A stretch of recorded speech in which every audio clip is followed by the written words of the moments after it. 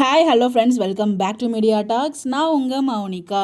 So நேற்றுக்கு லைவில் வந்து பார்த்தீங்கன்னா குமாரன் வந்து ஒரு சம்பவம் பண்ணியிருக்காங்க அப்படிங்கிற மாதிரி சொல்லியிருந்தாங்க. ஸோ எனக்கு தெரிஞ்சு இன்றைக்கி எபிசோடில் அவர் வந்து ஃபோனை கட் பண்ணிட்டு சுவிச் ஆஃப் பண்ணிட்டு போயிடறாளே, அதனால் வந்து பார்த்திங்கன்னா அவங்க 2 பேருக்குள்ள இருக்க சண்டை வந்து இன்க்ரீஸ் ஆகிருக்கும்னு நினைக்கிறேன். ஸோ அதனால் வந்து அவங்களுக்குள்ள இந்த ஒரு மிஸ் அண்டர்ஸ்டாண்டிங்ஸ் இருக்கும் அப்படின்னு எனக்கு தோணுது. இந்த வீடியோவில் என்னத்தை பற்றி பார்க்க போகிறோம் அப்படின்னு பார்த்தீங்கன்னா, ஸோ அதாவது நம்ம பிடிஎஸ் ஒன்று ஷேர் பண்ணியிருந்தாங்க இல்லையா, நம்ம குமரனுக்கும் கங்காவுக்கும் வந்து அந்த ஃபங்க்ஷன் 5th மந்த் ஃபங்க்ஷன் மாதிரி நடந்து பண்ணியிருக்காங்க. அது வளகாப்பு ஃபங்க்ஷன் கிடையாது, 5th மந்த் ஃபங்க்ஷன் வந்து பண்ணியிருக்காங்க இல்லையா, பூ முடிக்கிறது அப்படிங்கிற மாதிரி சொல்லுவாங்க. அந்த ஃபங்க்ஷன் அப்போ வந்து அங்கே ஒரு கான்வர்சேஷன் போகும்.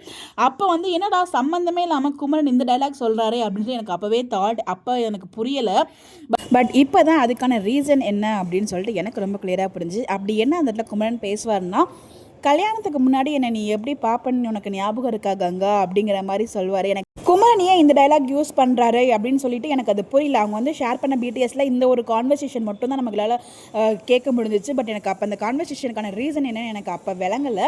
பட் இப்போ புரியுது, மேபி வந்து இதுதான் காரணமாக இருக்குமோ அப்படின்னு சொல்லி எனக்கு என்ன தோணுச்சு அப்படின்னா, இன்றைக்கி பேசிகிட்டு இருக்கும்போதே வந்து குமரன் கட் பண்ணிட்டு போயிடுவார் இல்லையா, ஃபோனே ஆஃப் பண்ணிட்டு போயிடுவார். ஸோ அந்த ஒரு மிஸ் அண்டர்ஸ்டாண்டிங் ஸ்டில் வந்து லாங் அவங்களோட இந்த ஃபங்க்ஷன்ஸ் வரைக்குமே கண்டினியூ ஆகும்னு நினைக்கிறேன். ஸோ அப்போயுமே வந்து அவங்க முகம் கொடுத்து பேசாமல் ஒரு மாதிரி மிஸ் அண்டர்ஸ்டாண்டிங்கில் இருக்கிறப்போ நம்ம குமரனுக்கும் அந்த குமரனுக்கும் கங்காவுக்குமான அந்த ஆர்குமெண்ட்ஸ் அண்ட் இந்த டைலாக்ஸ்லாம் வந்திருக்கும் நான் ஃபீல் பண்ணுறேன். பிகாஸ் வந்து அந்த வீடு எவ்வளோ முக்கியம். ஆக்சுவலாக நீ வந்து நம்ம ஒரு மனுஷன் கூட மதிக்க மாட்டேன், பட் அந்த வீட்டை அவ்வளோ ஏக்கமாக கட்டினது அவங்க மாமா தான் இல்லையா. அவங்க மாமா ஃபேமிலி எந்த அளவுக்கு அவருக்கு இம்பார்ட்டன்ட் அப்படிங்கிற விஷயத்தை அங்கே மென்ஷன் பண்ணுவார்னு நினைக்கிறேன். பிகாஸ் இப்போ வந்து விஜயை வந்து பார்த்திங்கன்னா அதை வீட்டு கொடுக்கணும்னு சொல்லி உள்ளே போராடும் போது அப்போலேருந்து நம்ம குமரன் இருக்காரு, அந்த வீட்டில் ஒரு பையனாக இருக்கும்போது ஸோ இந்த முயற்சியை நான் தான் முன்னாடி எடுத்துருக்கணும் அப்படிங்கிற மாதிரி.